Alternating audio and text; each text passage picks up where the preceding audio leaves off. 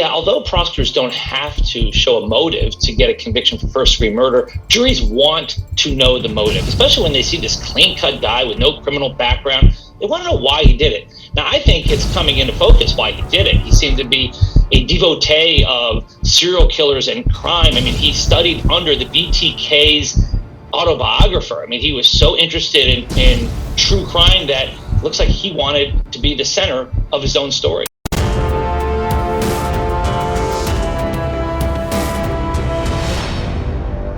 This is Reporter Room with Jessica Della Davies.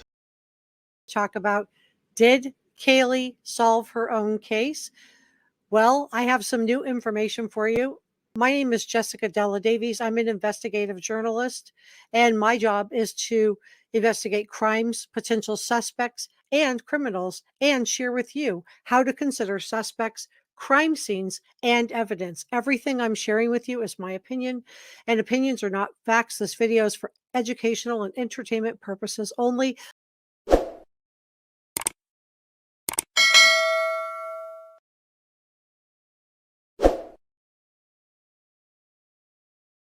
So what exactly is blue snarfing? Well, blue snarfing is a hacking technique in which hackers access wireless devices through a Bluetooth connection.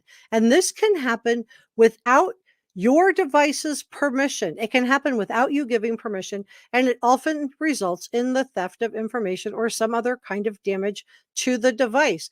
So what does this have to do with Kaylee? I'm going to tell you in just a second. So if the police took Alexa, right, from the 1122 King Road house, then for sure they hope that the IT specialists are able to recover information from that device. So was BK's phone intentionally or unintentionally leaking to Kaylee's Bluetooth? Well, let's listen to Bryan Kohberger. And here's something critical.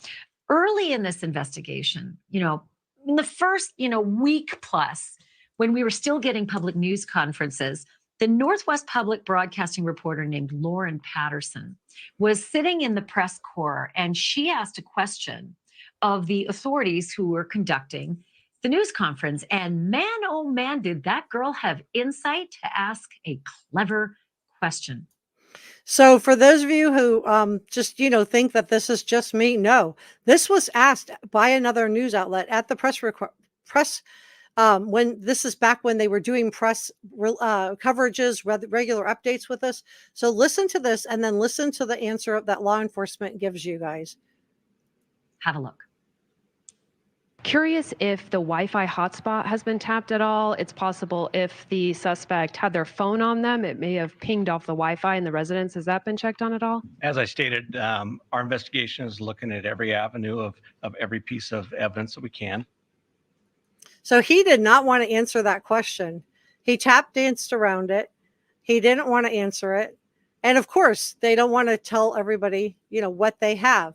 But with BK applying for a job with the Pullman PD, he wanted to teach them technology. So it's very likely that he would have known this, but you don't have to just take my word for it. Listen in. Every avenue of every piece of evidence of, okay, I get it. They're not going to say it there. And they didn't say it for 4 months. But now we know. Source close to the investigation saying a Bluetooth speaker was discovered by the police in Kaylee's room. I want to bring in our... So a source has claimed that a Bluetooth speaker was recovered from Kaylee. So was he accessing this Bluetooth?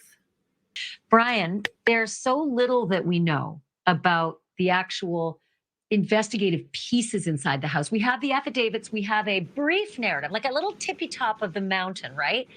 Affidavits are giant. There's so much that could be in them, but the probable cause doesn't have to be, right? You can just give enough to get an arrest. You don't have to give the whole narrative. That's for trial. That's for later. So the point that Ashley's making here is that you don't have to, the law enforcement, people are saying, oh, there's not enough evidence. I'm uncomfortable with how much evidence there is. Well, of course, we're seeing the very tip of the iceberg. They're not showing us everything that they have. All they had to do was give us the bare minimum and get the grand jury indictment. But let's listen to Bryan Enton and what he thinks Well, about the fact this. that we know that there's this device mere feet from where these girls were killed, from where that killer walked, and probably even closer because that's where Murphy was closed in. It's a significant piece of the puzzle. It is. It's really interesting, Ashley. I've been hanging on your every word. And it's interesting, while you were explaining it all, I pulled my phone out, and because I thought to myself when you first started talking about it, I'm like, oh, you just put your phone on airplane mode. He probably did that, allegedly, because police say that he did that in other instances with his phone. So I put my phone on airplane mode sitting right here, and I'm no expert, but I noticed the Bluetooth stayed on. It doesn't mean that your phone isn't connecting in. So BK's phone connecting into Kaylee's Bluetooth. We heard Steve and Christy Gonzalez wondering why they hadn't gotten back Kaylee's laptop and her Apple Watch and those kinds of things. Well, because of Blue snarfing, because of this. Listen to this, you guys. The Bluetooth stayed on, which made sense because when I go on the plane and I put my phone on airplane mode, I can still use my AirPods. So yes, this could be really, really significant. And you make a good point. I mean, just because it's not in any of the paperwork we've seen so far, they only really had to put the bare minimum in some of that paperwork. And the FBI was out there. We saw them every day. So if police took the Alexa that was in Kaylee's room, was BK's phone either intentionally or unintentionally linking to Kaylee's Bluetooth? But we know from documents that BK applied for an internship with the Pullman Police Department in the fall of 2022. And what did he say in his essay for this job? He expressed an interest in helping rural law enforcement collect and analyze technological data. That is what he was interested in teaching law enforcement.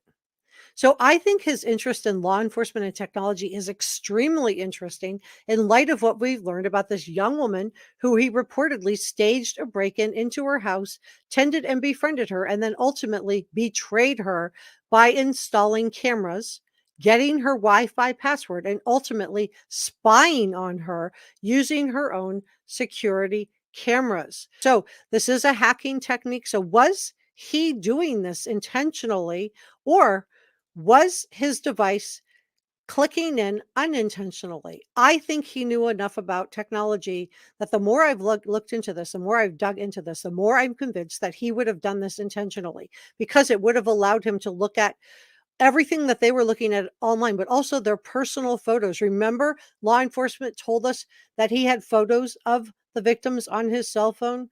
Well, what photos? Were these photos he took himself? Were these photos he downloaded from social media? Or were these photos he grabbed off of their personal computer? So this is it can have a maximum connectivity range of about 30 feet. I've heard up to 50 feet. So let's just think about where his phone was pinging 12 times at the 1122 King Road house. Was his phone connecting into Kaylee's Bluetooth? And is this why Steve and Christy Gonzalez have not received back her laptop, her Apple Watch, all her devices? I think it is. So I think he was sitting up in that back parking lot looking down, right? He would have seen some through the windows. But if you had a technology background enough where you could apply for a law enforcement job and teach law enforcement about their technology, well, that tells me that he was probably intentionally linking in and getting access to photos and images. So let's talk about that for a second. So blue snarfing, it's serious. It's really serious. And it's one of the most serious threats to Bluetooth enabled devices. And we know Kaylee had one. We know her parents have not received it back. We know they're wondering why. So although Bluetooth has a very limited operating range, some people can conduct blue snarfing as far as 300 feet from an unsuspecting victim. But I don't think he had to go that far. I think he was sitting up in the apartment complex behind the house, and he was logging in to Kaylee's phone. Any kind of opening for the Bluetooth. So let's say she was using it. It will allow anything to make it discoverable. So if she used a hotspot or anything like that, he could have grabbed it. So an open Bluetooth connection makes the device discoverable, which allows hackers to access the device without the user's permission. The attacker can then grab the data off the device, such as text or email messages, calendar items, contacts lists, your personal passwords, personal media files, including photos. So what images did he get? If you want to become a channel member, please subscribe and hit the join button, and you can become a channel member, and your name will appear either as a producer or as a channel member at the beginning and during my videos and live streams. So hit your notification bell, because I'm going to be streaming the Chad Daybell case. And like Bryan Kohberger, it's in Idaho and it's a capital punishment case. So please subscribe.